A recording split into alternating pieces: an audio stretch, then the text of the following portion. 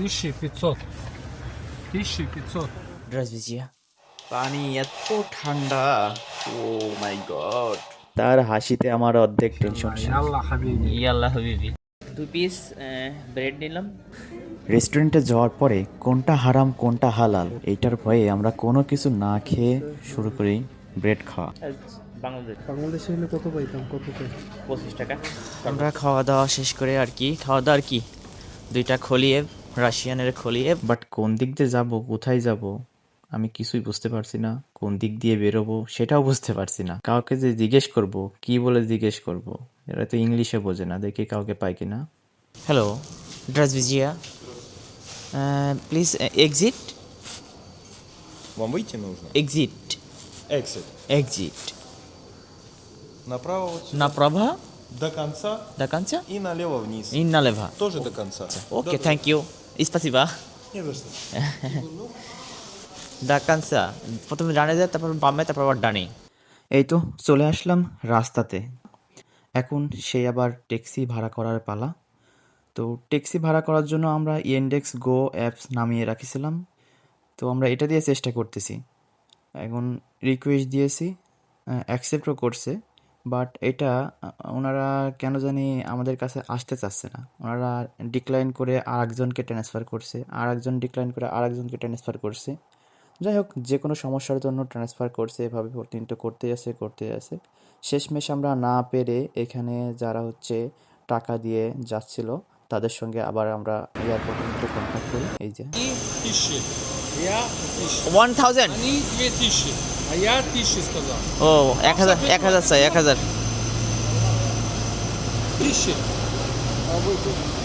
অবশেষে ওনার সাথে ভাড়া মিটাইয়ে আমরা ওনার গাড়িতে উঠি, কারণ আমরা অ্যাপসে দেখতেছিলাম 600 থেকে 700 টাকা লাগবে। ট্যাক্সি ড্রাইভার আমাদের কাছে 2000 রুবলের কথা বলেছে।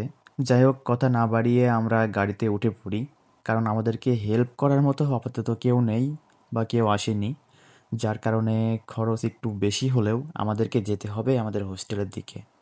বাইরে যে পরিমাণ ঠান্ডা পড়ছে, বা এই বাংলাদেশে এরকম ঠান্ডা আমি কখনোই ফিল করিনি। এখন 6 ডিগ্রি চলছে।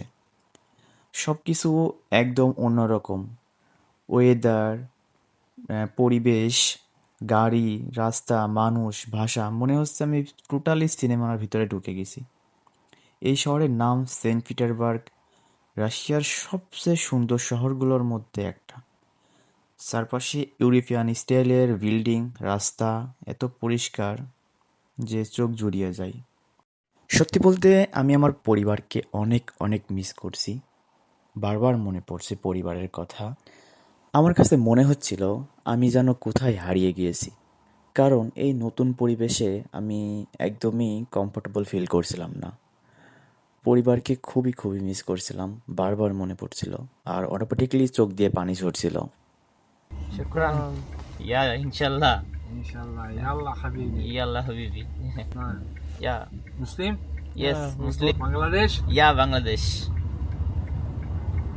اذربيجان. আজারবাইজান। ও নাইস। باكو. বাকু। ও নাইস। مسلم тоже. ইয়া মুসলিম, তোজে মুসলিম। ইয়া তোজে মুসলিম। الحمد لله. আলহামদুলিল্লাহ। নিজেকে নিজেই সান্ত্বনা দিয়ে সামনের দিকে এগোতে থাকি, আর ড্রাইভারের সঙ্গে দু একটা ভাঙা ভাঙা গলায় কথা বলতে থাকি। ড্রাইভারও কথা বলতে থাকে নিজে থেকেই আমাদের সঙ্গে। তো এইখানে যে ড্রাইভারগুলো আমি পেলাম, দুইটাই মুসলিম আলহামদুলিল্লাহ। মস্কো থেকে যখন আমি একটা ট্যাক্সি নিই, ওটাও একটা মুসলিম ড্রাইভার ছিল। আবার এখানে সেন্ট পিটারবার্গে এসে যে একটা ড্রাইভার পেয়েছি, এটাও মুসলিম ড্রাইভার। তো সব মিলিয়ে আমি আমার হোস্টেলের খুব কাছাকাছি চলে এসেছি। এটা আমার প্রাইভেট হোস্টেল, কারণ আমি আমার ইউনিভার্সিটিতে হোস্টেল পাইনি। আমার ইউনিভার্সিটি থেকে মেইল করেছে, আমাকে বলেছে আপাতত হোস্টেলে কোনো সিট নেই, যার কারণে আমাকে হোস্টেল দিতে পারবে না।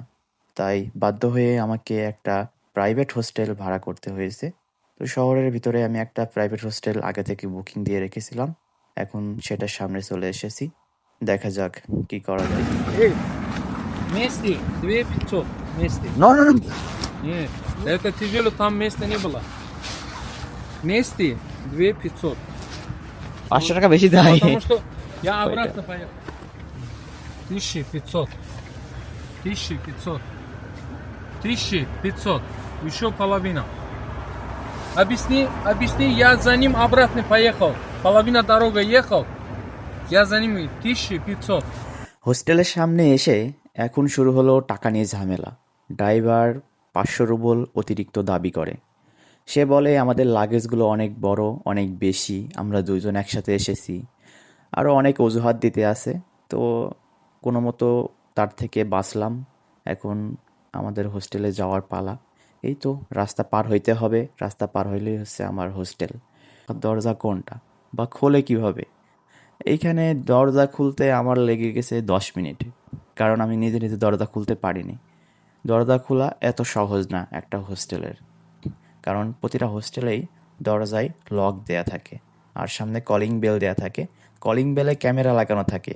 আপনি কলিং বেল দিলে পরে আপনার ক্যামেরা অন হয়ে যাবে, আপনাকে দেখতে পাবে এবং সে ওইখান থেকে রুম থেকে খুলে দেবে, দেন অটোমেটিকলি দরজা খুলে যাবে। Здравствуйте. Здравствуйте. This is... Проходите. Сейчас она подойдет. Подождите. Это ресепшн. О, это ресепшн. Да, сейчас подойдет она через минутку. Подождите, пожалуйста. Здравствуйте. Как дела?